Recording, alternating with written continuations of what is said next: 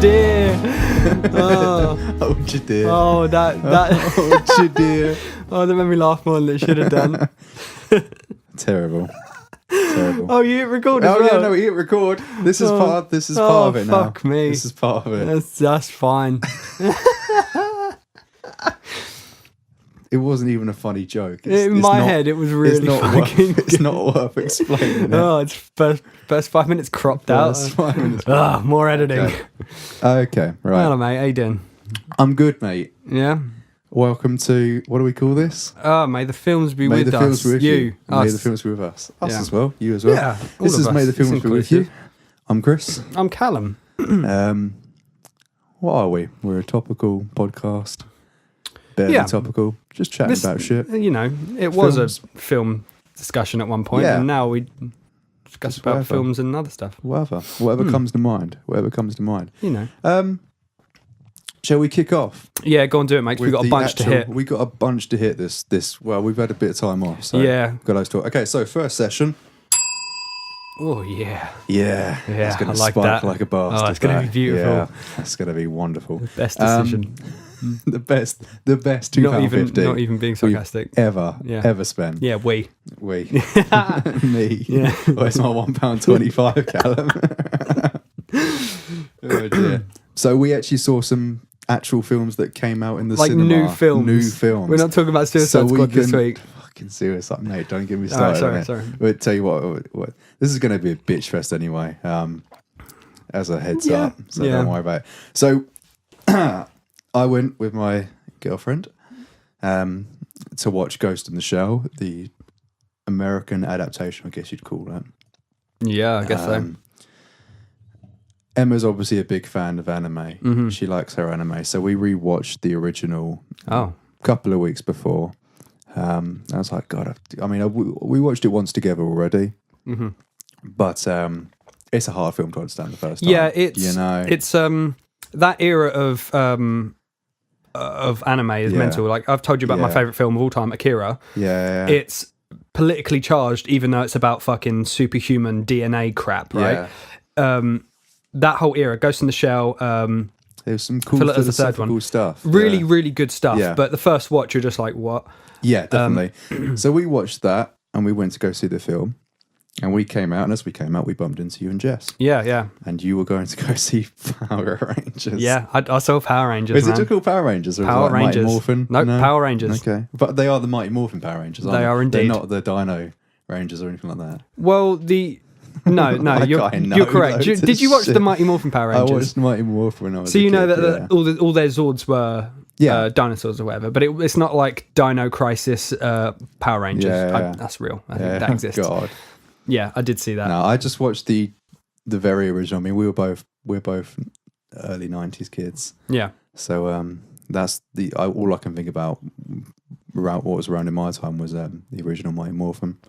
Yeah, so same characters. Jason's the red one, Kimberly's the pink one, Trini's the yellow one, Zach is the black one, as in Black Ranger, and Billy is the blue one.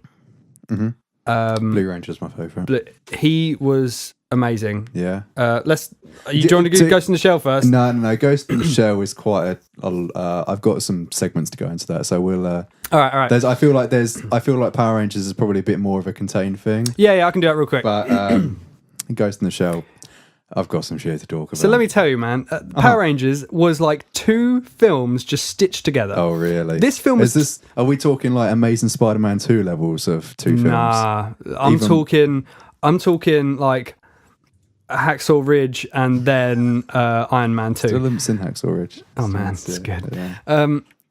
It's weird. Okay, so the film's 2 hours, 10 minutes long. That's long. It's a long film. Kids and film. For a kids film, especially. Yeah, and it is actually a kids film, which is kind of surprising. So my partner, she did not want to see this film. Yeah, but she was not infused. She was really not. And at the end of it, she was just like, you fucking owe me 2 hours of my life. No. Yeah. No. Yeah. You're in trouble. Yeah, so I got to watch some Gossip Girl or something next couple of weeks. But yeah, so the first hour and 15 minutes of this 2 hour, 10 minute movie They don't. The Power Rangers aren't Power Rangers. They're just the kids. They have the coins. That you get. They get these coloured coins, and it makes them whatever. Yeah. Power Rangers. Science not applicable. You know, whatever. Yeah. And most of the film is them training and like learning how to be with each other. Because the first three characters, Jason the red guy, Billy the blue guy, and Kimberly the pink girl, they are pretty big characters in that you follow the film in Jason's perspective. Red Ranger was always he's the leader, right? Yeah, he was. So he's like the legendary quarterback, and you're in Angel Grove, right? And he's like the hero of the town or whatever. Yeah. And at the beginning of the movie, he pulls a prank on a. He pulls a prank. It was stupid. And in the first 5 minutes, there was a joke about jacking off a cow. And I'm literally talking. It's the first thing that comes out of his mouth. Right. Yeah. So at first I was like, not a great. All right, Power Rangers, where are we going here? Cool. So he this ain't the Power Rangers, the wholesome Power Rangers. So he injures his leg. And is arrested and blah blah blah. So he loses his fucking quarterback king status, and then he has to go to a detention every Saturday. Right. And it's literally like Breakfast Club. Okay. He walks in. Okay. He walks in. He sees Kimberly. And there's all these people, not all the Power Rangers, but all these people. He walks in, sees Kimberly. There's a bully there, and there's Billy. Billy is autistic, and he even says it. I'm on the spectrum at some point. Really? And he is the greatest. Okay. He's the greatest part of the film. Okay. Okay. I don't know whether the actor is actually autistic or whether he's just fucking good at playing it. But my partner's a teacher, and she said it was spot on. Oh, cool. He's erratic. He's precise. Yeah. He's just fantastic. Yeah. And so Billy's a bit of a nut, and he eventually leads Jason and Kimberly to this mountain. Okay. It's a miner's town, and then Billy has a bomb. And then I don't know. You're not explaining this premises very well. I'm honestly explaining it as well as they do. Billy's like, Jason. Hey, I got this bomb, dude. Yeah. So Jason's on a tag because he got arrested for doing that thing with a cow or whatever, for jacking off a cow. He jacked off a cow. Is that a thing that he actually did? It's not even important, dude. Okay. But he got arrested. He's got a tag on his leg, so he has to be home by 7 p.m. Right. Cool. He meets Billy. Billy gets like sort of bullied a little bit in this Saturday detention. Okay. Jason tells the bully to go fuck himself. So Billy's like, oh, Jason, you can be my friend now. And Jason's not a dick. Even though he's like a quarterback cool guy, he's not a dick. He seems pretty genuine, which I thought was nice because I didn't want him to be like a quarterback douchebag. He's got to be because he's the main character of the film. Yeah. And Jason's like, look, dude, I'm not gonna bully you. I don't particularly want to be a friend. Sorry, whatever. And then Billy goes, but you want to shoot the school up? Yeah. No, let's get a fucking bomb. No. So Billy basically goes, I can fix your tag if you drive me to the mine or something. So he then fixes Jason's tag so that he can just take it off or whatever, and the police don't know that he's not at home at 7 p.m. And then he drives Billy to the mountain. At this mountain, Kimberly is there because she's being bullied by her friends, and then there's this moment of her like doing yoga on a mountainside, right? And you sort of hear what's in her headphones, and it's just hardcore metal, right? And you're just sort of like, okay, sure. And she's a rebel, man. Then Billy starts setting up a bomb, and then it explodes. What's the point of the bomb, mate? You've got to explain this. What's the point of the bomb? Dude, honestly, he was like, yo, I used to come down here with my dad, and we used to mine at this mine with bombs, and now I'm doing it because my dad's dead. And Jason's like, you're crazy, I'm leaving, and then the bomb goes off. That's the right reaction. Yeah, Jason is the saving voice of this movie. So then this bomb happens. I'm really being long-winded about this, I'm sorry. So this bomb happens. Kimberly then... I'm not going to see the film, so... All right. Yeah. So this bomb happens. Jason's like, oh, you okay, blah, blah, blah. Kimberly then walks over and goes, hey, guys, I'm here too. Literally just out of nowhere. She was there. You see her in the scenes, but she's not with the two characters. Right, yeah. So she turns up and she's like, what the fuck is going on? Why have you got a bomb, autistic person? Yeah. And then Zach, who is the Asian guy, but he's the Black Ranger. Yeah. They did a funny Asian Ranger. yeah. They did a funny thing later on because they get their colours and they start glowing because they're fucking Power Rangers and they glow apparently. Of course, yes. And the Asian guy, Zach, is like, oh, I'm black. And then Billy, the autistic guy who's black, but is the Blue Ranger, goes, no, you're not, I'm black. And it's just like everyone's in stitches. God. It was really good. It was tastefully done. It was funny. Right. So then Zach was watching Kimberly do yoga. As you would. On the mountain. As you would, sure. So you're like, okay, guy watching Kimberly do yoga, that's fine. So he turns up when this bomb goes off and he's like, wag one. Yeah. Why have you got a bomb? And then literally, so they're all like, oh, what's happening? And then they find these coins, these coins. So Zach gets the black coin from this bomb that went off at the mine. Okay. Yeah, and then Jason gets the red coin, Kimberly gets the pink coin. Fucking literally, Chris, they turn around and the girl who plays the Yellow Ranger goes, what are you guys doing? She just appears out of nowhere. What? I'm not even joking. They turn around, she goes, what are you guys doing? And then she's you're here too. Let's tag and they go, along. who are you? And she goes, I've been in your school for a year. Oh, you don't even remember me. And then that's her character. And then that's she's her just character there. development. And then she's just there. And then that's it. They're best of friends, basically.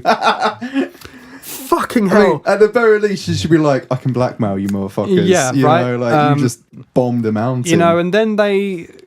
Oh god, this film is weird now that I'm thinking about it. Yeah, so then mate. So this bomb this goes ain't off. going well for you. So I'm really cutting shit out as well. So this bomb goes off. They're all together. They all find these coins. They're like, cool coins. They glow and shit. Whatever. Yeah. And then the police come because they fucking let off a bomb in a mine. So they drive off in their car, right? All of them drive in the car. Hilarity ensues. Blah blah blah. They drive off a mountain, roll the car, and then they all wake up in their beds the next day. And it's never explained how they get back, but they all wake up and they've all got powers. There's that thing where the Red Ranger like feels sick, so he runs to the bath, the toilet, and grabs and pulls half the sink off with his super strength. And they've got super strength, super agility, blah blah blah. So they go back to that mountain, and they meet Alpha, who is the robot. You remember him? Oh yeah, that played by Bill Hader, I think his name is. Okay. All right, he was okay. I don't really like Alpha's character, never did. Yeah. They meet Zordon, who is Bill Cranston. Okay. Very well done. Billy. Brian. Yeah, Brian. Brian Cranston. Yeah, Bill Cranston. Sorry. Billy in the film is called Bill Cranston. Billy Cranston. What? Yeah. So okay. Brian Cranston is who I meant. Sure. Okay. So yeah, and then literally from then on, it's 45 to 50 minutes of training. Oh my god! And it's like, you need to learn how to morph, guys. And they're standing in a circle, like literally like.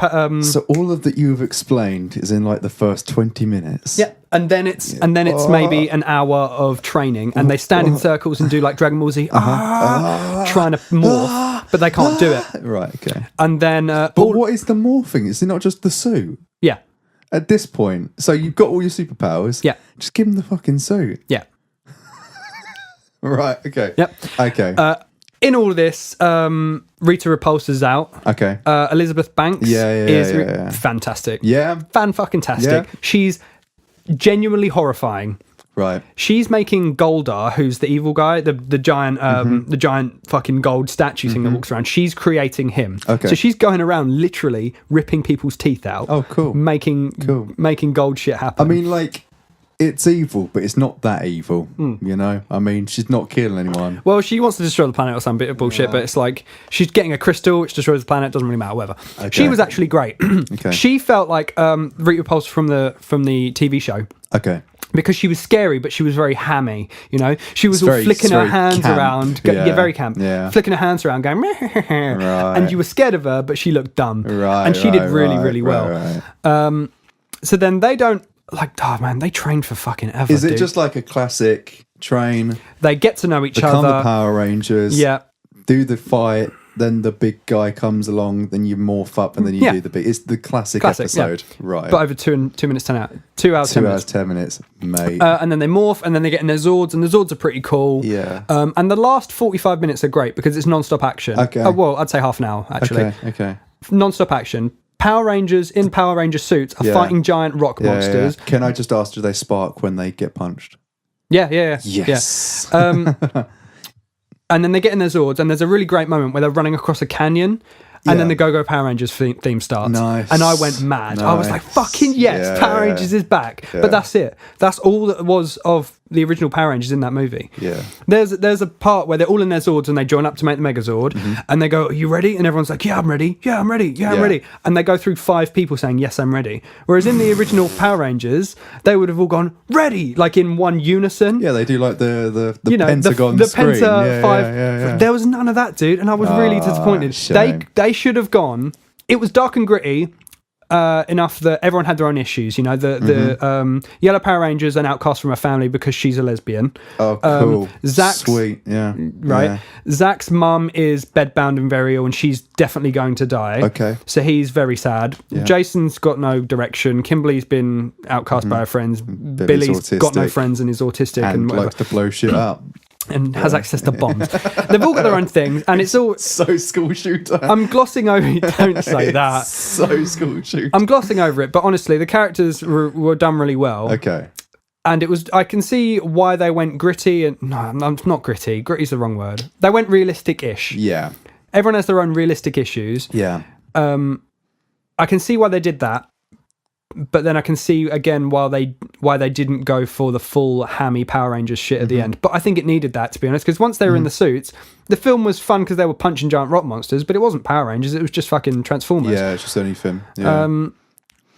So yeah, Elizabeth Banks did great. They literally bitch slapped her back to the moon. Oh, cool. As you would. Yeah. The Zords were pretty cool. Yeah. Action scenes were good, but there were 30 minutes of it out of the 2 hours. It's just not worth it. I would definitely buy it and skip to the action scene. Okay. Fair. Yeah. And there's a mid-credit scene. Are you cool for me to spoil that? I don't care. All right, I'm going to spoil that mid-credit scene just to let you know.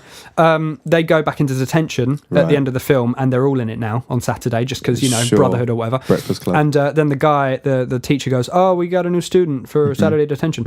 And they go, I've forgotten his name. I don't know. Tommy Oliver, where are you? And it zooms into an empty chair with a green jacket because Tommy Oliver was the Green Ranger. Right. Zooms into that and then it ends. Okay. So that's pretty cool. Yeah. I then found out after searching on the internet after I got home that they're planning to make 6 of these movies. 6. If it performs. I'm going to watch every one, Chris. If it performs, man. It was the last 30 minutes were dumb enough that I would watch all of them. Not a good movie though, let me tell you. Well, at least you're being honest. Yeah. Yeah. Well, so yeah, that's that. You owe Jess. I owe her the big long time. and short of that. You owe Jess. Yeah. Well, as I said, we saw Ghost in the Shell, and man, yeah, man, I was that was a film. I'm already really disappointed by your reactions because I'm looking forward to seeing ScarJo. Don't do it, man. It's not worth it. Yeah. Her performance is really good a third of the time because so. For audience's sake, the premise of the original film is that she's just created. They don't specifically say what the ghost is; they just call it like a consciousness as such. And the shell is like her body. Yeah, so it's essentially the AI and the robot, right? From that, well, she's not AI. There's still something human. But they don't explain it, and they just cast you in. And because they don't explain it, they get to delve into so much more philosophically. Yeah. Whereas with this, it's just so hand-holdy. Yeah. It literally goes, her brain, the ghost, and they show you them putting the brain into the body. Is this the first 2 seconds of the film? In the first 2 minutes, it's her being built. Yeah, yeah. It's shot for shot, basically, except this brain going. Here's the weird thing. The weird thing about this film. If you've seen the original, you've seen the best parts of this film as well. They literally do all of the key moments of the first film, but the way that they get to those moments is entirely different and not as good. Weird. It's so bizarre. So you have her being built, her jumping down as it starts, which is fucking awesome. Great, great. What else was there? So these shot for shot, identical? Almost shot for shot, man. Right. The scene when that guy, the 2 truck drivers, when he's running away, shot for shot. Cool. And they look cool. The best thing about the film is the visual representation of it. Right. It looks awesome. It looks so good, and it's like, God, I'd love to. So the trailers gave me high hopes. So it keeps that level of fidelity throughout. Oh, everything looks good. Oh no, mate! It looks, the design and everything's awesome. There's the geisha bots and stuff like that, which Emma tells me is from the second film. Yeah, they're all in it. But there's some awesome design. But it's just, as I say, it's you've got all of the key moments. I'm trying to think of them now, just off the top of my head. So is that water scene? The water scene is there. Yeah. But here's the thing. I mean, this is what's annoying. It's like, and it's literally after, you know, they're in chronological order as well. And then it ends with the spider bot, the spider tank. Yeah. But because the way that they get there is different, like, it's just like they're shoehorned in. So she's doing... It's weird. It's so weird. I was just watching it going, like, and I was just turning to them going, why are they bothering? And it's lovely to see it. It looks cool, but it's like it looked cool the first time. You know, I already know that something that looks cool is going to look cool if it's adapted. Yeah, I don't need to see it again, especially when we just watched the film, you know, like a week before. But so she's doing the water floating scene. She comes up and Bato's there. Bato, however you pronounce it. And whilst in the film, it's like a very philosophical, oh, why do you do it? You know? Yeah. She gives like a genuine answer. With this, it's like, it's cold and stuff and, you know, whatever. And it's like, it's trying to be like that, but it's had none of the build-up. It's had none of the philosophical build-up. And it's just like, it just doesn't work. It just doesn't work. So the best way to explain it is the first film was... It made you think, it asked you a load of questions, got you to try and answer them, but it didn't give you any answers itself. And that was the beauty of it. Yeah, you leave that film wanting more. Because they didn't explain shit about how she's made. You just accept that she's there. Yeah. Similar to like the Mad Max Fury Road. Yeah. You dumped in, accept it, enjoy the ride. Yeah. Whereas this film, it explains how she's made and it explains everything. And therefore, it has to explain where she's come from. Right. So it goes from being this really cool philosophical film about what is humanity, what is robotics, and where does the line blur, and what makes us human, to she has to find out her previous identity. She has to. Because that's what humanity within this is. 90 minutes. And she does. Yeah.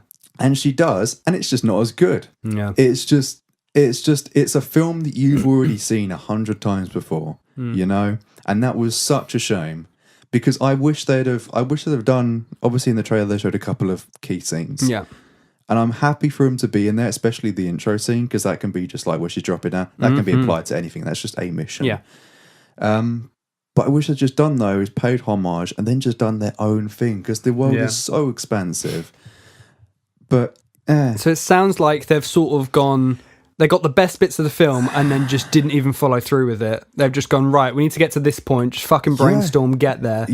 Yeah, I mean, it's like the story was there, but it's boring. And but they could have... You've already heard it, you know? They could have fucked off all this plot from the first movie and just made a completely different movie in that universe, and it could have been fine. That's what I wish they'd have done. And as I say, like, Scarlett Johansson's performance is really good a third of the time, because the entire point of the Major... which is the character she plays, which is the cyborg. Or was it cyborg? I guess so. Yeah. She's got a brain. Yeah. I mean, that's the great thing. In the first film, it isn't addressed. Yeah. You don't know how robot she is. But in this, it just goes, the brain is what makes you human. And that's basically it, you know? And your memories are what make you human. It's like, oh, thanks for letting me figure that out on my own film. Yeah, thank you. And there's like, I mean, obviously... In the original film, that line got blurred completely when she then created new life with that other robot, the Puppet Master. Yeah. None of that shit happens in this film. They just don't bother with it. And it's like, okay. But I forgot what I was going to say. Yeah, they should have just done their own thing. Yeah.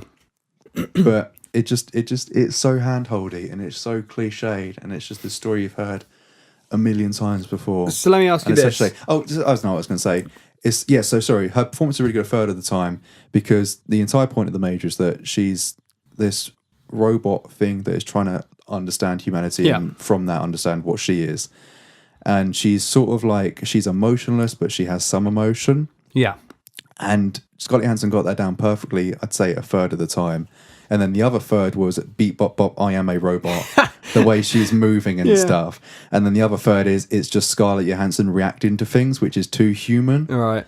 And it's like, oh, for fuck's sake. Yeah. You know? Decide. Yeah. Someone give her some direction. I generally think it wasn't her fault. But they do weird shit as well. It's like the first 20 minutes is like explaining everything and introducing you to the group. Yeah. And you just don't need it. Like Butto doesn't have his eyes, his robot eyes, and they just like do an explanation as to that. It's like I don't need. Yeah, to doesn't know he have that. glasses or something? No, he's just like a normal dude, and I think he's a South African. Okay, his accent was really weird. Who was it? Do you know? I don't know. No, I wish I did. He sort of looked like he looked like Jack Black in in Tropic Thunder. Is the best way to describe it. Fucking great. I don't know why, but he just reminded me of that. Poor guy. I'd watch that. They just. I mean, here's the thing as well. It's like, so okay, we'll go into a digression session. Yeah. Okay. Yeah. Well, let me just ask you. Okay, sure. Go for it. I'll wrap this up and then we'll go. Yeah, for it's not really a digression. So you watched it a week before, 2 weeks before, or whatever? Probably a week. So that was fresh in before. your mind or whatever. Do you think your experience was detrimented from watching that? I think because I haven't watched it in years. Do you think I should just fucking not watch it and then go see this movie? Here's the thing, man. I'd just say just watch the original. I know, but I want to see this. Yeah, it's cool to see. It's a gorgeous looking film. Yeah, and they got that down perfectly. It's not worth the cost of admission. All right, is the best way to put it. Like I think if you decide that you want to go see it, let's say I'll rent it when it comes out. Right, don't see the original. Okay. But what's going to happen is you're going to watch it. You're going to love the key scenes. And then you're going to get bored throughout. And then you're going to go back and watch the original and go, oh, yeah, this was better. Okay, let me follow up. Sorry. Okay. My dad, who's a sci-fi fan, sci-fi mad fan, he'll probably, if he's not seen it, he might like it. He's not into anime or anything. So do you think he would enjoy it as a one-off movie? Yeah, he might do. Yeah? Yeah. Well, here's the thing. They don't kill her. Right, yeah. Like in the, you know. Oh, no. Oh, yeah. They didn't kill Scarlett Johansson in a feature film. Yeah. But they do literally the spider bot tank, shot for shot. The way that she rips the back off and destroys herself. Yeah. But she doesn't fully destroy herself, and she just like sort of gets up and walks away. And it's like, are they gunning for a sequel? Yeah, you know, I think they are. There's that sort of thing. But I mean, here's the thing: we watched it in a crowd where it was quite obvious that we were the only two people that had watched it. Okay. Granted, the other people were some of them were a bit younger, like 16 or whatever. A couple of lads were like freshly 12 or 13 and shouldn't have been let in. They were I couldn't be angry with them because they were talking, but I couldn't be angry because it's like poops. You know, so it's like oh man, I had a bunch of kids in my Power Rangers showing. Who'd have thought? Yeah, who'd have thought? But here's the thing, after watching it I'm like, kids shouldn't watch this film. There's bomb plots and fucking school shootings and but I mean, the people around us as we left, they were like, oh, that was actually quite enjoyable. Oh, you know, that was really cool, blah, blah, blah, blah. So I guess from that, if you don't know what the anime is, you might enjoy it as a one-off. It's a lovely, spectacular visual film because the first film was a brilliantly spectacular visual film. Yeah. You know, it's the same as what's happening with this Beauty and the Beast. They've done like a very close remake from Wednesday. I haven't seen it yet. But Emma told me it was I've seen that. bloody accurate. Was it good?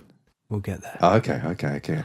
But it's like everyone that I know who's talked to it has been like, oh yeah, it was really good. It was great. It was like, so they changed it much. You go, oh, they had a few more things in. It's like, well, of course it's going to be good then because the first film was really fucking good. Yeah. You know? Yeah. You don't need to do anything different. You just need to do the same thing again. Yeah. But with this, they've just gotten the key bits and it's just weird, man. I think you should see it as like a case study. Yeah.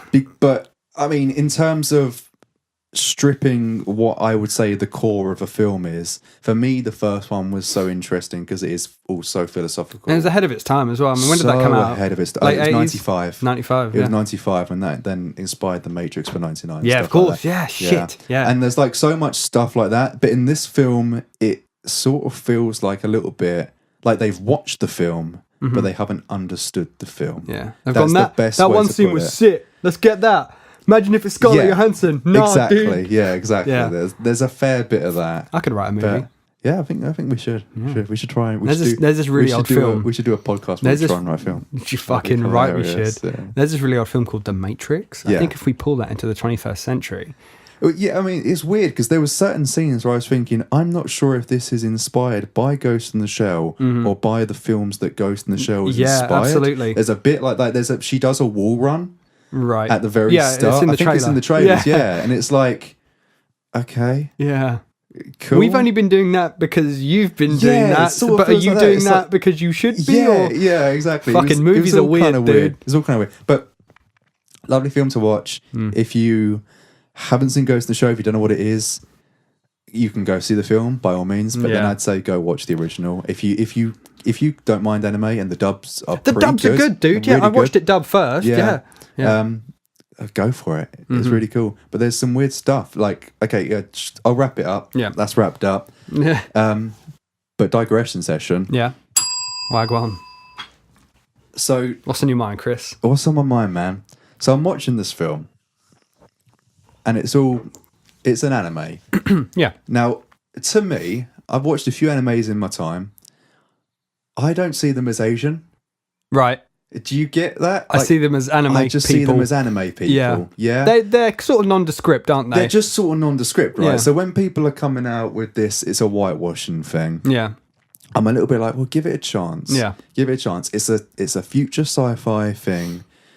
It's just going to be a hot pot of races and whatnot. Yeah. You know, I imagine it would got to a point where everyone speaks the same language, like in the anime. It's like everyone speaks the same language. You know, you don't. It's not so much a cultural. It's not a country. It's just like a big cultural hub. Yeah.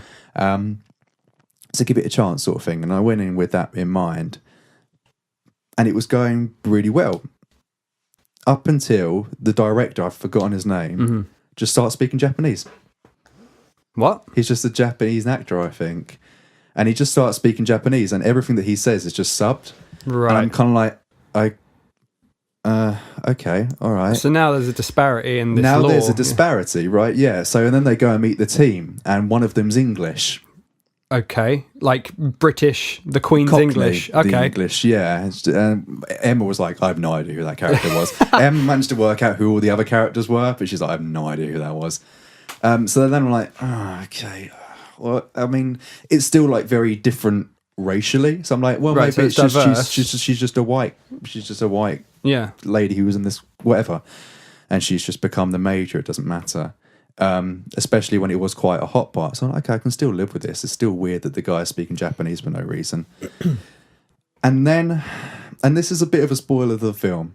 So if you're gonna watch it, it's a spoiler for this film. Plot wise? Okay, it's basically like what this story had been leading up to. Okay. I thought it was stupid. Okay, but so 5-minute warning then. 5-minute warning. Yeah, okay. I'll be done in 5. But it's not going to spoil it for you. I've seen the film. Yeah, exactly. Well, I mean, this is like its own little. This is its plot line. Right. So she's trying to find out who she is. Right. And it takes her. I can't even remember how. Please tell me it turns out she's a Russian spy. Not even Russian. No. She ain't a spy. So she goes to these apartments. She keeps on having these glitches, which are like memories. Yeah. She goes to this house. This is obviously the house where she used to live when she was there. And who turns up but this little old Asian lady? Okay. And she goes in the house, and it's very on the nose, even though it's supposed to be subtle. And she's like, oh, that's my daughter's room. She's like got it all cling filmed, whatever it is, laminated. Sorry, cling filmed. She's cling filmed the house. She left and she was gone. They say she died, but she was happy. She was living with her friends. She just moved out. We had a fight, and I'm there going, no, is she supposed to be Asian? I was really confused. And then she goes to this house where she's having this thing, and she meets the main bad guy, and it turns out they used to be friends because he was like the broken version of her. He was the prototype, Oh, okay. Which is kind of a cool angle. But and then they do like a vision of what they both used to look like, and Scarlett Johansson was an Asian girl. Oh my God. And I was like, oh yeah, this is whitewashing. I was like, yeah, there's no saying God. I looked at Em and I was like, what the fuck, man? So they stole a little Asian girl, ripped her face off, and put Scarlett Johansson on it. Here's the thing: they stolen this Asian because these were like all stray kids, essentially, or like teens, whatever. Yeah. Late teens. So they've done that. It doesn't explain what happened to her, but you just see her being dragged off. So the idea is these people just got experimented on and turned into these these things, and there was like 98 prototypes or something, but this guy before her, who's the bad guy, equivalent to the puppet master, right, is like he's the one that got away, right, and she's trying to kill him. Blah, blah, blah. It's the story you've heard 100 times. But I think he was. I can't even remember what he looked like. I don't think they bothered with him. But it's obvious they used to be lovers, right? Scarlett Johansson in this. Yeah, I can't remember what his name is. I don't care. But it's like they just do this flashback, and she's Asian, and I'm like, well, why? Fuck me. So they've taken this girl, they've killed her, they put her brain inside this robot, but they made the robot white. They made the robot Scarlett Johansson. It's like, but why not just show Scarlett Johansson? Why not just get an old white lady and just be like, yeah, that's her mum. Her mum. Yeah, exactly. If a Cockney can turn up in, futuristic Japan, then an English family. It just made no sense. It's like just show Scarlett Johansson as the girl, or just don't touch it. Just don't even mention it. Oh, fucking! Now it's an issue. If you're gonna do that, hire an Asian girl. Yeah. There's some about. That is horrendous. It was really bad, and then so now I'm completely on the side of the whitewashers. I'm like, yeah, fucking fair enough. They fucked it. Yeah, that's kind of horrendous. Because they set this precedence that actually it is all Asian, and she is Asian, but she's not anymore. She's white. And Emma was saying a really interesting point that she picked up on that I didn't. Yeah. And they were saying obviously about how the robot is this perfect blend of she's more than human, she's more than robot, she's this new thing. Right. She is perfect. And Emma was like, so they're saying white people are perfect. Oh, man. I was like, oh, fuck, I didn't even think about that. And there's you and Emma, the blonde-haired, blue-eyed. Oh, mate, we kept our heads down. We kept our heads down. No, everyone was white and they're coming to chance with me. Yeah, for real. That's terrible. Like, fully. It's bad, isn't it? I'm with you there. Like, I figured the whitewashing people...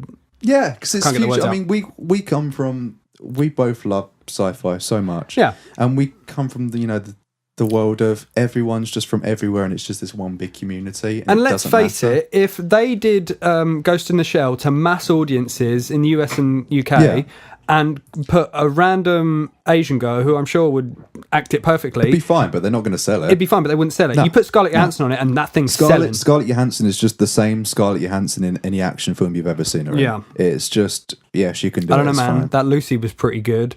I've heard the horrible things. Yeah, it was terrible. Okay, right. She's not. When I was thinking back on her career, I was like, she just does action films, doesn't she?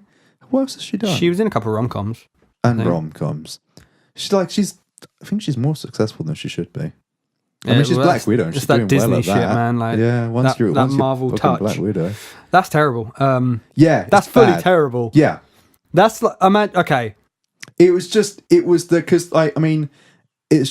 obviously you see the girl with the same hair as her and stuff like that, right. And she's looking at it, it's like, we just didn't get it, Emma and I. We just didn't get it. That's hilarious and horrible. Yeah. And everything in between. Yeah, man. I wouldn't. I'd say watch it online. Yeah. I know we shouldn't support. I'm going to legally stream that. Yeah, we shouldn't support piracy, but it's not worth the price of admission and it's not worth getting it on DVD. Just for the beautiful aesthetics. So that's all I got to say on Ghost in the Shell. I gave it a whereas I gave the first Ghost in the Shell like a 7. I'm not really a massive anime fan. Yeah. But when I watched it, I had a good time, and I like what it stands for more than I like the film. So I gave that a 7. But Ghost in the Shell, this one I gave like a 4 tops. Really? Yeah, it's just especially. So what was redeeming then? The visuals and just the visuals, really, and the good set. The visuals, the set pieces, which again they're great because they were great the first time. But I imagine if you are a new audience, that's going to be like a mind blowing. Yeah, it's going to be great. Yeah. Or will it be this is just the Matrix? I mean, it wasn't too like that, but there were a couple of times where I was like, I'm not sure that. It seems like, I obviously inspired a few films, but yeah. The world was really the coolest thing about it. I sort of hope they get to do another one, but I hope they... see, I'm in two minds here because I think it's lame. It sounds lame what they've done to it. Yeah. Only hearing from you. Yeah. But I want it to do well. Go see it and make your own opinion, but... I mean, I'm not made of money, Chris. Yeah, you made more money than me. Yeah. I wonder how it's doing. When did it come out? Was it this week? I don't know. We need a fact checker. We're very good at this. We need a fact checker. We just get Jordan. I need Jordan to become the fact checker. I'm on it. Yeah. We'll give it a couple of months and hopefully the numbers will be out or something, or somewhere, and we'll have a look, because I'm interested to see if that did well. Also, I'm interested to see if it does well, even marginally well. Are they going to do it again? Here's the thing. There's a part of me that wants it to do well, because if it does well, then it sort of sets this leniency for adapting animes. Yeah, I see what you're saying. Which, if they remake Akira, I'm going to lose my fucking mind. Yeah, like, you know, it would be cool for them to be able to bring this culture to another culture. Yeah. But if they're just going to dumb it down like they have with this film, then I don't want it, you know? So, I don't know. We're just going to have to see, aren't we? Yeah. Just going to have to see. And with that, nah, I wouldn't bother. Should we move on to the next section? Yeah, what's that next section, Chris? This next section it's a new section. Yeah.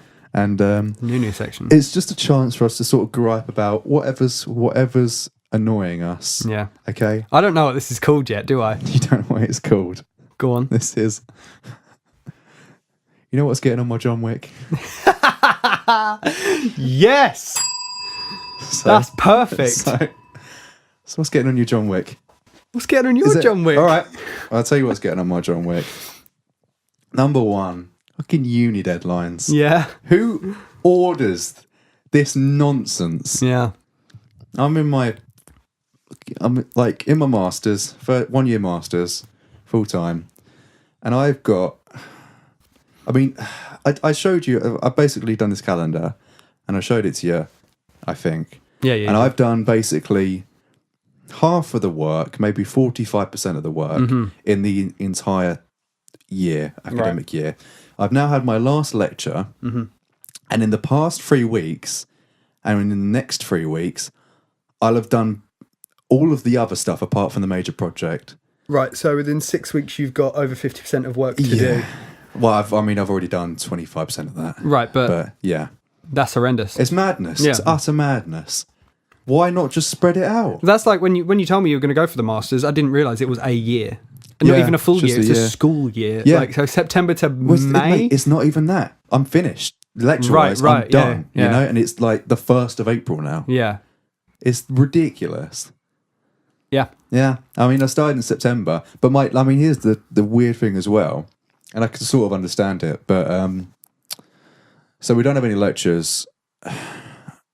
But my major project, which is worth 60 credits, which is then a third of the course, right, isn't due until September. Oh, really? So that's it's like, strange. Yeah. So do you have summer to go and see your tutors and be like, I can just Skype them. I've basically got a supervisor. Cool. But he says, it's not worth me going in. I'm probably going to go in just to use the facilities. So what's the drive, like hour and a half? Hour and 40. Yeah. Yeah, if it's clear roads. Yeah. Which it isn't, ever. Well, it depends what time you go. Right. Yeah. If you want to go in midnight. Yeah. Turn up at his door. Even then, mate, the bloody Dartford. Yeah. God, I sound like such an old Kineser. You're so old. Bloody Dartford cross, Yeah. M25, old Junction 8. Yeah. Junction 8 till 10, let me tell you this. Junction 8, more like Junction 8, am I right? So many goddamn accidents down Junction 8, Junction 10. Oh, I hate it. I've started taking a new route through Epsom. You know you're old, you have new routes. You have multiple routes. Yeah. I have one route, and it's the GPS's route. Yeah, well, I did the GPS's route, but it just takes me the M25. And I was like, well, if I go this new route, I can cut out Junction 10, which is where I turn off. And I can cut out Junction 10 and Junction 9, starting on Junction 8. I was like, fuck yeah, I'm doing that. Yeah. Because that's always where the issue is. It annoys me so much. But it's basically done now. But yeah, but the deadlines, I hate them. Yeah. Hate them. Unfortunately, that's life, mate. It is life. I hate to be that guy. It is life. It's life's a motherfucker. Life's a motherfucker. Should not get to my John Wick. What gets on your job? Let me tell you. Let me tell you. So I'm at a new job. Yeah. I've been there a couple months now. You have? Right. Congrats. Thanks. First month in, my boss, so I'm in part of a marketing team. Yeah, my boss goes, yeah, I'm leaving. Oh no. Oh, okay. Oh no, Callum. So there's 2 people in the marketing department, my boss and me. My boss is now gone, so it's just me, person who's been there for 2 months. In the middle of launching a new website. Shit. So everyone's like, Callum, how'd you do this? And I'm like, I ain't got a clue. Number 1, I don't know how. Yeah. Number 2, I've got all this work to do. So everyone's like, oh, well, if you worked that out for me, that'd be really great. And I'm like, yeah, I bet it would. You know? Yeah. So, cheers, Sandra. Yeah. No, so it's mad. So people are relying on me for real things. Yeah. And I'm the only thing between the website and the public. And let me tell you, I'm not a website developer, mate. Yeah. Turns out I am now. Just use Wix. Just use Wix. We've got it custom built, mate. No, fuck it. No, don't need it. This is already set in stone before I even started. No. Start again. Fuck it. No. This week I've learned so much HTML. So you just coding? Yeah. Fucking hell, dude. I've never done that before in my life. So I've had one window open full of HTML and the other window open with WikiHow. I've just been fucking WikiHowing all week. How to font. Yeah. Oh, okay. /bold. Okay.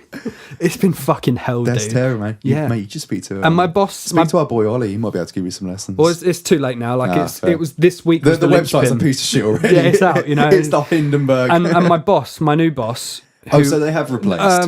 Well, they have replaced my boss. Yeah. But she doesn't start to the end of May. Right. All right. My current boss is my old boss's boss, who's actually the director of the company. Oh, okay. And she is very nice. Yeah. But she's very much like, I need this website done. And I'm like, I did journalism, mate. Yeah. What do you want from me? Yeah. It's very much... I mean, I guess you must understand that you are in a shit position as well, but at the same time... Yeah, she's very forgiving. The business has to... It's just the rest of the office is like, Callum, you need to fix this. And I'm like, fucking... I don't know how. Let me know how, and I'll happily do it. Yeah. But that's corporate life for you. Yeah. But I've learned a lot of coding this week, which has actually been unexpectedly fun. Yeah, it's the same as anything, isn't it? It's only through the rough times that you sort of go, oh, cool, I actually learned some shit from that. Good thing to throw on my CV or something. Exactly, man. Yeah. So people come up to math problems. They're like, if I have this much stock and I need it here by then, how long will it take me? I'm like, what do you think I am, dude? I'm not the accountant, mate. Sweet Jesus, dude, you've been here 60 years. Like, fucking what? Corporate life. It's mad, dude. Corporate life. But yeah, that's what gets on my John Wick. Excellent title, let me tell you. Yeah, thank you very much. It came to me in a dream. Yeah, it didn't. Probably came to me in the shower. You've got pages full of titles. Yeah. I'm not that pretentious. Do you want to hit that fortnightly film? Well, you know what I was going to say. There was another thing that gets on my John Wick. Oh, sorry. Yeah, go ahead. We can talk about. Yeah. Fucking trailers. Oh yeah, for real. All right. I'm sick of trailers, man. Okay, I've got a good bit for this. I'm sick of trailers that reveal too much. I'm sick of having 20 trailers before a film comes out. Yeah. I'm just sick. I mean, because I told you my New Year's resolution this year is to watch one trailer, unless it's a film that I really love. You know, watch one trailer, go yes, no, and be done with it. And wait for the film to drop. Now, here's the thing. We love Spidey. We love our boy Spidey. We cannot wait for Spider-Man Homecoming. Yeah. But everyone said, do not watch the trailer. Yeah. It spoils too much. So as soon as that trailer... And I'm just sick of it, man. Yeah, I'm with you, dude. How could they have not have learned from The Amazing Spider-Man? I don't know. Every time they do it. Yeah. Every time. I'm with you, man. I went on Reddit like ASAP when that thing came out, and the top comment on Reddit was, "Do not watch this if you want to." Why? And I was just like, "Fucking what?" And then Emma watched it. Was it Emma or did I imagine that? Yeah, Emma watched it, and even she said like, "I've seen too much." Yeah. And I've now seen like, but you know what? And fucking social media today is different clips of different parts of the trailer, right? That's the thing as well, yeah. So you're flicking through Facebook and there's a bit of a fucking spider bot coming out his chest and I'm like, oh great, so spider bots are a thing, huh? Yeah. I fucking know that now. Yeah. That would have been a nice surprise. It's just, I'm so sick of it. And it's like the thing as well, I want to, like, there's a part of me that really wants to watch it, you know? But I also don't. But it's just why? I mean, here's the thing as well. It's like we can't escape it. Yeah, see, that's what I was about to say. It's on social media. We were both saying. You said to me before you went to Power Rangers, there wasn't the Spider-Man trailer, was there? I was I was honestly panicked. This is really sad. This is really sad. I was really panicking because I've made first world problems or whatever. This is absolute first world problems. But we could make our trailers reveal too much. There's too much entertainment. I'm really sick of them doing entertaining on my counter of the 6-inch TV. I'm worried that I won't be entertained enough. I want to be surprised with my 100-year-old franchise. No, but for real, we can both make a conceited effort to not look at Facebook and Twitter to watch trailers, right? Yeah. That's fine. We can be mad about it all we want, but we can just not watch it. Yeah. As soon as I sit in a cinema, I'm not going to put my fingers in my ears, close my eyes and go la la la la. I said to Emma, if it starts, I'm walking out because I knew I saw the very start because it was on Facebook and it was the start of the Oh, here's another thing. Trailers for trailers. Oh, fucking... I'm sick of it. Oh my god, it's Spider-Man. Amazing Spider-Man. Yeah, well, I saw the trailer for the bloody trailer where it's like him and the Spider-Bot, and so I knew that's how the trailer started. And I was like, if I see that, I'm out. Yeah, I'm fucking out. You know. But yeah, it's and you know, we go to the cinema and we spend fucking a lot of money on the cinema because the tickets are redonkulous. Oh yeah, crazy. And then you sit there, you got your popcorn, you're sitting with your girlfriend or your mate, and then you're about to watch all these trailers and you're watching all these things, and then Spider-Man pops up, and I'm fucking so excited for that film, Chris. I can't wait for it. And I can't wait. I'm like, I don't. You know, what do you do? Do you, as you said, do you walk out and fucking make yourself look silly or whatever? I'd have to walk out. No, I'd have to walk out. It's, I couldn't. I mean, here's the thing. The cinema's great when they do like a first trailer. Like, I think I saw... Did I see War for the Planet of the Apes? I saw something like that. I didn't see the trailer for that. Well, no, I mean, this was back. Right. This was back. It was something like that. And I was like, oh, cool. I can't wait for that. You know, that's going to be great. And then because I'd seen it in the cinema, I was like, I don't need to... That's it. I'm done. Yeah. You know? And that's great. It was awesome. It was really... It made the cinema experience more enjoyable because the trailer was like... It wasn't just another trailer. It was like, oh, cool. You know? It got me hyped up. And I saw the Guardians trailer. Yes. Yeah. Did you see the extended one? Yeah. I don't know. How do you know it's the extended one? He's like, group, put your seatbelt on. Yeah. Like, I mean, it's all it's cool. Good, and it's all in a rhythm, and all you know, jokes. It like pops up to people's names, doesn't it? It's like Yondu. What's her face? That other guy. Yeah. Mantis and who the fuck is she? I don't know. We'll find out. But it's a good trailer because it shows you nothing, literally nothing. It shows you the end though. But I mean, we already knew it was happening. I know, but that was stupid. They shouldn't put that in. No. But it's a good trailer because it's an enjoyable trailer. And Jess looked at me after and went, "That looks pretty good." Yeah, and she's not seen the first one. That's the inside. She not. She's dating you. I've tried 3 times and she fell asleep every time. Chris, it's a real. What the fuck, man? I told her the 4th time. That's it. I'm breaking up with her because I can't. Dude, that's a joke. I know. Anyway. Yeah. Okay. But it's a good trailer, and even that shows too much because it shows at the end. The guy, what's his fucking Kurt Russell? Kurt Russell. It shows Kurt Russell. He's like, "I'm your son, Peter." And it's like, I'm your son. I didn't need to see that, even though I knew it was coming. You're my son, Peter. Yeah. Peter Parker. Shut up. Oh, that'd be great. That'd be great. I was talking to him actually. Spidey in the background. Hey, what's up? Hey, I'm here. Yeah, I mean, I'm just sick of it, man. Yeah, man, I feel. Yeah, I mean, I feel like with that Guardians trailers, what worries me is that they're just doing every time I see it, they're doing a new joke.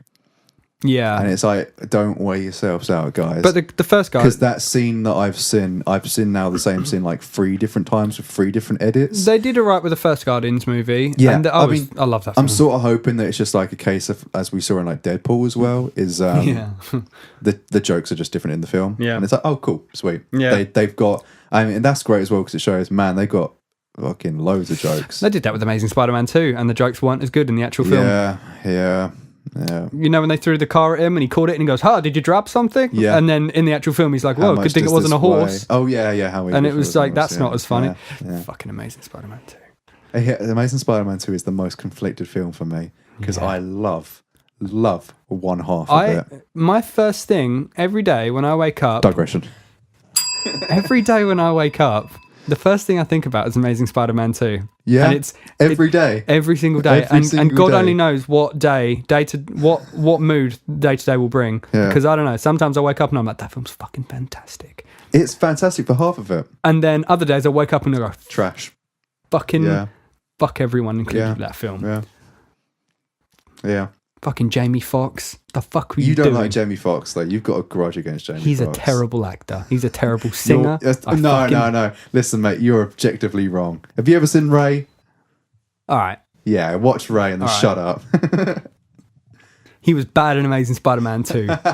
They didn't not give my him anything. Electro. They didn't give him anything. No, that's exactly the worst part. They let him do what he wanted, and it was terrible. Spider-Man, you're my friend, Spider-Man. Yeah, he was like some. Anyway, it didn't make any sense.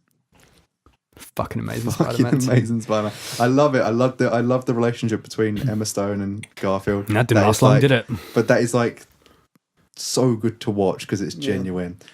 The watchtower, the watch clock scene, wonderful, fucking awesome. Even the fight with Electro, I thought was like, I can completely get behind this. I was happy with it. The stuff in between, nah. Goddamn. Nah. Not so much. Anyway. Right, so we should move over to Fortnightly then? Yeah, let's do it. Boom. I'm really enjoying that. Yeah, it's I'm really good, enjoying that. So this is the section where we talk about just films that we've seen, just general films that we've seen over the fortnight, not including the films we already talked about. Yeah. So what you seen, man? So I went and saw that Beauty and the Beast. Oh, okay, yeah. Not much to say about it. Yeah. But it was fantastic. Yeah. It was the same or same old. essentially shot for shot same movie as the original. Still a tale as old as time. Well done. Thank you. I'm not a real Disney nut or anything. I'm a big Disney nut. So, yeah. I appreciate how good the original film was, and this was great. Like everything was fantastic. Yeah. The production, the acting, the plot. Yeah. No, it was just fucking. It was fantastic, Chris. Yeah. The more sorry. Okay. I left that film going, yeah, that was all right. And then I started talking about it with my girlfriend who I went and saw it with. Oh, that was really good. And everything we said, and I'd say, oh, this was good. And she'd go, yeah, and this was good. We just fucking talked ourselves up into a further. It was fantastic. Every single thing was fantastic. And like you said earlier on, they added like 3 bits or something. Right. And each bit added to the film exponentially. Cool, I'm happy with that. It was fantastic. Fine with that, yeah. Oh my God. It was just great. So good. Cool. I mean, I'm going to watch it at some point, but for me personally, Ghost in the Shell, sorry, because I thought it was an adaptation, you know. But I was so interested now. I don't really need to see the Disney movies again in the cinema. You don't need to risk it because you can just, it's going to be good. I know it's going to be good. I'll just get it when it's on DVD, you know. I know that, especially in someone I know is going to knock and watch it. Emma Watson was fantastic. The Beast was... She? She's a diamond. She's the diamond within the diamond. She's the diamond. God damn it. I think she invented a wonderful the universe. Woman. In today's age where everyone's digression session. In today's age where everyone's naked. In my day. Old man Callum. Even ScarJo in Ghost in the Shell, she was in a naked suit, right? And she looked really good. She's lovely. Yeah. I know it's part of the film, but everything is naked right now. Yeah. Power Rangers, there were some bits where everyone was taking their clothes off. Sure. You see the Pink Ranger and nothing basically at one point. Cool. Emma Watson distinctly wears nothing but long, very covering dresses, and god damn it, she is just fantastically beautiful in everything. Mate, she's showing off a lot of shoulder though, you know. She's a bit slutty with that. She shows off her shoulder in just the ballroom scene, and what a tart. I've never wanted more shoulder in my life, Chris. She's just fucking beautiful. She's acts gorgeous. Fantastic. Yeah. She sings way better than I thought she would. I'm going to say I was kind of worried about whenever they get a celebrity to sing. I'm always slightly you worried. have a more musical ear than I do. You might find some hopefully the masters of music might deal with that. Yeah. You might find some discrepancies within her voice or the music or whatever. But I thought it was fucking flawless. Cool. I thought she was great. Gaston, I hated his casting. After seeing, really? Yeah, Luke Evans. You're not a Luke Evans fan? In the trailers, I hated his casting. Okay. After seeing him, he's fucking amazing. Yeah. I love Luke Evans, and he pulled it off in a heartbeat. He's a guy that... and he sounded like a motherfucker too. He's sort of come out of nowhere. Yeah. Like, I mean, he was in that Hobbit. I can only think of him in Desolation and Smaug. Yep. And then that boy's just grabbed every opportunity. Yep. And I'm like, you...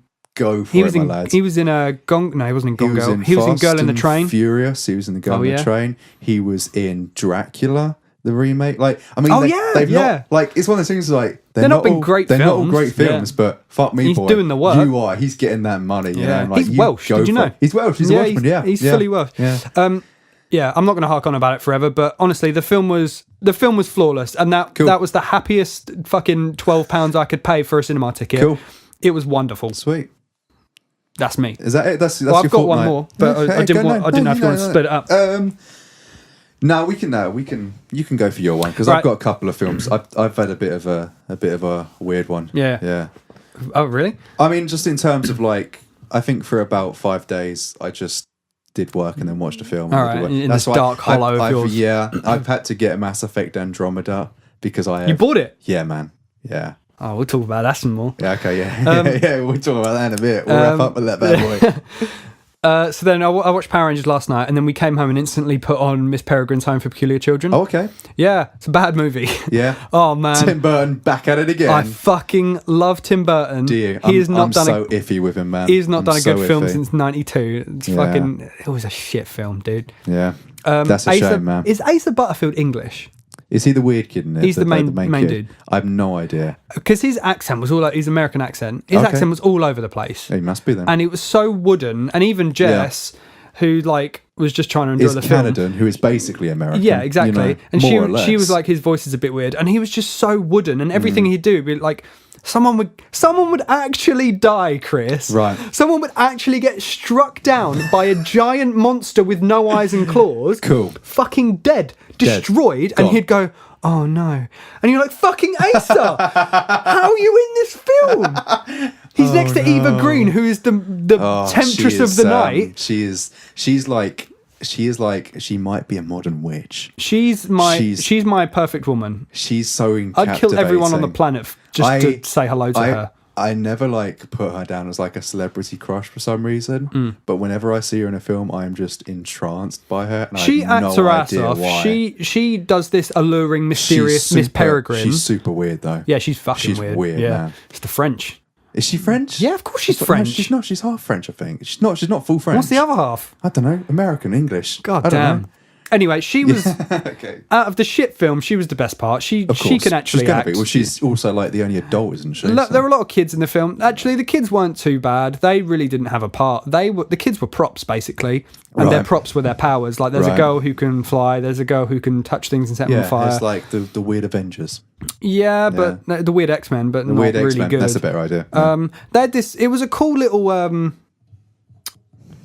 So they're trapped in 1943. Okay. And they go in a loop, which is so at the end of every day, a bomb is about to drop on their house, and Miss Peregrine just like rewind turns the thingy back, turns time back 24 hours, and it's a really cool idea. Yeah. And it gets to this point where that loop gets destroyed. Spoilers, sorry, it's bad film, don't watch it. Oh dear, no. Their loop gets destroyed, so they have to go to Blackpool, where they find another loop. Blackpool, okay. Because they're in Wales. But why are they going through these loops? Because they're trying to get back to present time, and they're trying to beat all the monsters who can time travel and bullshit. But they're in 1943, that breaks, they go into 2017 or 2016 present day. And then they go to Blackpool to go to another loop, which goes into like 1990. And it's a really cool idea because there's these pockets of time, which are like forever going to be at that one day. Right. And it's a really neat idea, and I've got the book and I've never read it, so I'm going to go rinse that. Yeah, I think, give it a read. Yeah, let me know if it's any different. So there's some cool ideas in it, but goddamn, Asa Butterfield was terrible. Samuel Jackson's in it. He was the main bad guy. Samuel Jackson was in it? He's the main bad guy, and he's terrible, man. Oh, really? I was sitting there appalled. Yeah. I was like, Windu. I think a lot of people forget that Samuel Jackson, for the most part, just plays Samuel Jackson. Yeah. Like, he's legendary for it, and he seems like a chill dude. But I can't think of a time when I've actually seen him act, apart from like Pulp Fiction. Yeah. But even that feels like Samuel Jackson. I don't know. I really don't know. No, He's never done like a role, has he? He's never done like a serious "I'm going to act now" role. Yeah, I don't. Not that I can think of. But anyway, I didn't have high hopes for it, but I expected it to. We expected to sit down and enjoy it, and we didn't really, shame. Which is a bit crappy. But shame, mate. There you go. That's me done. That's you done. Well, I have. I've gone through a phase of watching a lot of films, and I'm trying to remember when we last met up. Did I talk about The Magnificent Seven? I think I did. Yeah. Okay, right. Okay, so onwards from there, in the time that we've met up, I've watched both The Bad Neighbours. Yeah. Okay, I'll talk about them. Yeah. I've watched Ghost in the Shell, the original one. And then I watched, mate, you need to see it. Yeah. The Edge of 17. The Edge of 17. Oh my God, everyone go see it. Yeah. I fucking loved that film. Yeah. I've given it an 8.5. I might give it a 9. Let me just give it a quick Google. So the only big name is Woody Harrelson. There is the girl in it, like he's like a part in it. The girl in it, she's been in a couple of films. I think she was the girl in True Grit. Oh yeah, the remake. She's still doing things. Yeah, she is funny. The best way I can describe her is I was watching her and I was thinking she is like exactly what Emma Stone was like with like really? ECA. She is carrying the film. She is. I mean, the other guys are they're fine, you know, but it's a film about her. As any coming of age film is. So she's just doing her thing, and she's utterly incredible in it. She's really funny. Just go see it. Yeah, just go see it. Yeah. Can you give me anything without spoiling much? Okay, I've not even seen a trailer, so no. I mean, it's your standard coming of age film where she's just basically she's going through a tough time. Yeah. The film starts with her. Slight spoiler: her dad dies. When she's young, like I say, young, 13, whatever. And then it skips to, I guess she's 17, so 4 years later, and her brother is this golden boy quarterback chap. Okay. Her mum's quite neurotic. She's obviously not fully gotten over her dad. Okay. And she's only got one friend. She's only got her one best friend. And then again, this is sort of the start, but this is, it sort of kicks everything off. Yeah. Her best friend then starts dating her brother. Okay. And she's just like, the world is against her, you know? It's weird because, like, it's just any teenager that's had, like, a rough time, I think, can relate to that film. Yeah. I've never watched a coming of age where it's, like, from the female perspective. Okay. But I still found things to attach to. Sorry? Juno. Oh, yeah, Juno, yeah.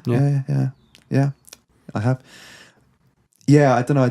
I felt that one was too quirky. Yeah. I loved that film. Yeah. But I didn't feel like related to it. This seems real, right? Is that what you're saying? Oh, this is very real.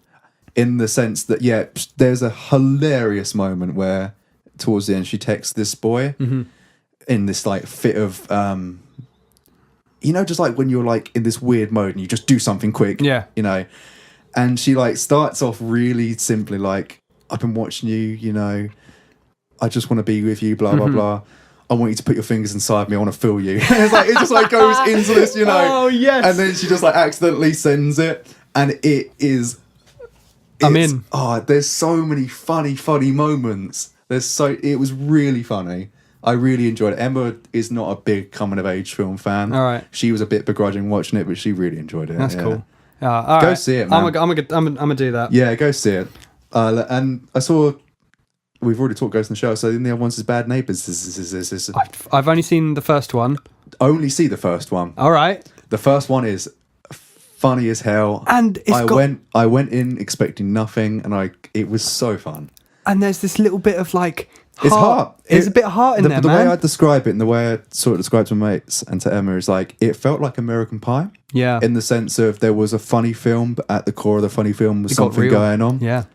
Especially at the what's her name? I love her. Is it Rose Byrne? Yeah. She's great. I didn't think she was going to be funny. There was a lot of that. Like I didn't expect anything from Zac Efron, and he stole the film. Man, he is a star. He's a star, my friend.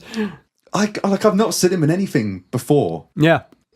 Oh no, is he? I saw him in some crappy film with Chandler Bing. That's a good film too. 17 again. 18 again? 18. 13 going on 30. A teenager again. Yeah. But I've only seen that film. I've not watched any of the high school musicals. Expected nothing. What, mate? I never had a girlfriend or any shit. I didn't need to put up with that. Nor did I. I'm still fucking watched it. It was gold. Whatever, yeah. You tell yourself that. But I just expected nothing. The chemistry between him and Seth Rogen. Mm-hmm. It's hilarious. The when they're talking about who's Batman to you? Yeah, it's creasing up. Yeah, it was creasing up. I'm Batman. No. I'm Batman. It's like what are they doing? They're hooty-hooing. And then he keeps going to the rap. I want people to watch it just so that people can do that with me. Me too. Now we know. It's such an obscure reference. Yes, now we can do that from now on. And there's a song by the Outcast. And Dave Franco's in it, and he's like, "Look, dude, you just need to fucking go study." He's by far the funnier Franco brother. Oh, I think we can both agree. Easy, yeah. And I think I prefer him more. I don't know. I James was the new Goblin in that one movie. Let's not talk about that. Okay. I found the saddest thing I've ever watched. Yeah. Again, going back to Spider-Man chat. It was an interview with Toby Turner. Toby Turner? Toby Maguire. Who's Toby Turner? I don't know. Toby Maguire. I think like a week before Spider-Man 4 got cancelled. Oh no. And he's talking about Spider-Man 4. Oh no. It's so sad. Oh, bless him, Toby. It's so sad to watch. Yeah, but he did Great Gatsby and that went well for him. Did he? No, he did do Great Gatsby. It didn't go well for him. It did not go well. He did a couple of films, bless him. Yeah. Anyway.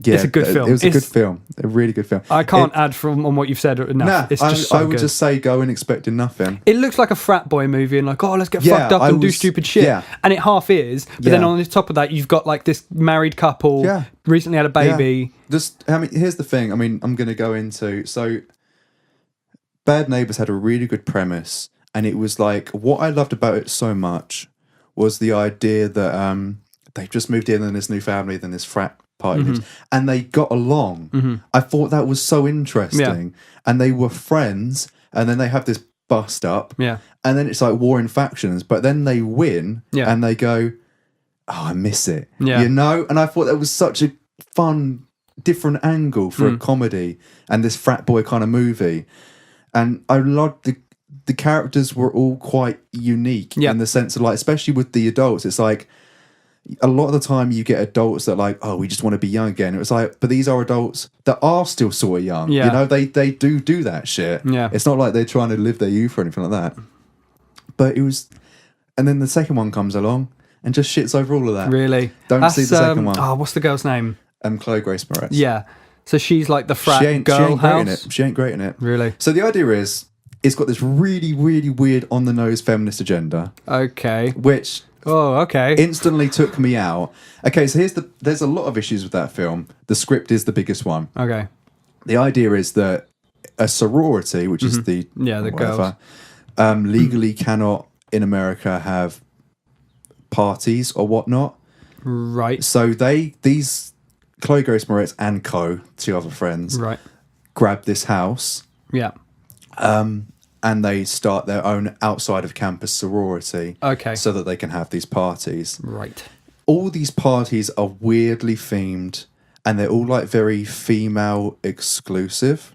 Okay. Because the idea is that the frat parties are all super rapey and pestery, and they show that in this film. Right. But that's the premise of this film, and all I was thinking throughout was, you're chatting shit. Yeah. I've just watched all of the parties from the last film, and they were the most epic parties you've ever seen. And it was just bullshit. Everyone was just included. People were just getting along. But this is like female appreciation. So they're all dressed up as their favourite female icon. And it's only girls. And it's like, this is fundamentally sexist, is it not? Right, I see what you're saying. And then what's even funnier is they kind of had to bring back Zac Efron to sell that movie. Oh, yeah, I mean, he's the shining light again. Yeah, but even so, there is a scene, and it winds me up, man. It's a scene where whatever they need to get something from these girls, they're in a crowded area. Zac Efron's like, I'm going to get their attention. He's like, how you going to do it? You go, I'm going to dance. And he just takes his clothes off, oils himself up. Because he's Zac Efron. Because he's a fucking goddess. Yeah, goddess. He can be a goddess if he wants to, man. To be. Sweet Jesus. He's an Adonis, that's what I was trying to say. He's, but he just then gets on this truck and just like starts dancing, and then all the girls... Right, they flock to him. And then the guys grab whatever, I think it was like loads of weed and stuff, you know. Right. It's a part of the plot, who cares? Yeah. But it's like, all these girls are just like, you know, fucking hounding him. It's like, this is exactly what's wrong. Yeah. This is exactly what's wrong, you know? I couldn't have been the only person thinking it. I've kind of kept that film in my back pocket, and I've been like, I'm going to watch that one day. It's horribly disappointing. I mean, I gave like the first one 7.5. I gave that one 3.5. I was deeply disappointed by it. It might be better now that if you haven't seen the other one in a while. But I watched them like one night after the other. I've seen the first one a lot, to be honest. Oh, then you're going to see it, man. You're going to see the flaws. I really appreciate the end of the first movie. Yeah. Sorry, just to go back to that little bit. I like that Zac Efron isn't academically charged. He's in uni or college, and he's enjoying the party lifestyle. But obviously, he's not into learning, and he's not into. No, it's just not him. It's not him, you know. So I like at the end, he's just he's doing his own thing, and he's a what's the brand? Abercrombie. He's an Abercrombie guy. Yeah. So they stand outside with their shirt off, like, "Hey, come buy some clothes." Yeah. And I love that because it's like, he's doing all right. Yeah. And he looks good, and he's. Well, but I mean, also in that he says, I've started butt my ideas up. I've started going to night college. Yeah, of course. I remember. I was like, that's really cool. And then Seth Rogen takes his shirt off, and they have a really good moment where they're both just like... Okay, imagine that. Yeah. That's how it ends. Second film starts. Zac Efron hates him. Oh. Yeah. I'm out. Yeah, exactly. They were buddies. I like to think that Zac Efron comes around and sees the kid and is like, how you doing, guys? No. So basically, he goes back to this frat house because he's got nowhere else to go. So Dave Franco is gay in this one. I thought he was gay in the first one. Yeah, I mean, like... I always got the feeling. Yeah, it's like, it's a joke at the start, but then it's like, oh, okay, I guess there's a joke that is now a plot. Yeah. So his boyfriend's moving and they get engaged. Zac's got nowhere to go. He goes to the frat house. The girls are living there. He's like, I used to do this. I was the president. I can train you, sort of thing, but I want to live here, you know. And then, obviously, Seth Rogen and him meet, again, as you were. And he's like, "Oh, how you doing, Ted?" He's like, "You ruined my life. You know, I can't get a job with a criminal record. Do you know how hard it is? You know, I've been living rough, this sort of thing." It's like, dude, you got along in the last one. You literally settled your differences. And then that's the biggest issue with this film is it goes, and here's the thing as well, they're trying to sell their house. Oh, I'm going far too into this, but it really annoyed me. It really annoyed me. They're trying to sell their house in this one. Yeah. And there's this thing, Seth Rogen and Rose Byrne. Yeah. So there's like a thing where basically people put an offer on their house, and then that means they can then buy this house that they want. Right. But the people can back out in 30 days and they can do random visits. Oh, right. So then the issue with that is obviously the frat parties. Rose Byrne and fucking Seth Rogen will be left with 2 houses. They'll go bankrupt. They'll lose everything. Yeah. Very serious issues. Yeah. Whereas the first one was like, the pesky neighbours. Yeah. You know, very serious issue. And so it's 30 days, and these people can just come do random inspection. Like, yes, there's going to be these sorority parties. They're going to back out instantly. You know. Yeah. So they just go over and they ask the girls, "Can you just be quiet for 30 days? After that, do whatever you want." But, you know, they explain the situation. The girls go, "Yeah, no, that's not what. No, we're not going to do that." And it's like, you fucking bitches. Yeah, they're going to lose. They're going to ruin their lives. They're going to be homeless with a child. They're going to be homeless with a fucking 5-year-old child. And it's like you instantly. Whereas with the boys, you really like them. Yeah. And it's like you like both sides. With this one, you're like, I'm entirely on the side. And it was all very petty, wasn't it? It was all petty, but funny because of that. Yeah. This one was like, you are doing stuff that is destroying these people's lives. Yeah. There is no way on earth I can like you. Yeah. The concept, plot-wise, just doesn't work, which is such a shame. Another bit I like from the first movie. Let's talk about this. I love this first film. When he's got the airbags. Yeah. And then they're everywhere. But then when Seth Rogen goes to put his baby down, he's like pushing around on the baby's bed. Yeah. And it's like, of course they wouldn't put it there, but then he has to check. It's just a good film. They do that joke again. Not as funny. Oh. Yeah, they do that joke again. Oh man, you bummed me out. I'm so sorry, man, but it's better eye than you know. Fair enough. You should watch it anyway, just out of like if you're like really bored one night, just watch it so you can bitch about it. Edge of 17. I've had more fun bitching about it than I have watching it. All right. Yeah. That's a bad sign. Yeah, watch Edge of 17 first. All right. And with that, I'm done. You good with a ting? Mate, we can talk about Mass Effect if you want. Nah, we overrun. We're overrunning, yeah, we're overrunning. I've got to get dinner on. Yeah. We'll save Mass Effect. Been real. This is a big one. It's been what's this? That extra week just 20. Yeah. That extra week just ruined us. Yeah, we should explain. I mean, I've been horrifically busy with assignments, and you've been obviously busy with work. Yeah, it's been a mental couple of weeks. Been a mental couple of weeks, but we'll back try on the horse. We'll try and get back to every other week, and we'll do that. Anyway, so I'll see you in a fortnight. Yeah. May the films be with you. And may the films be with you. Cool.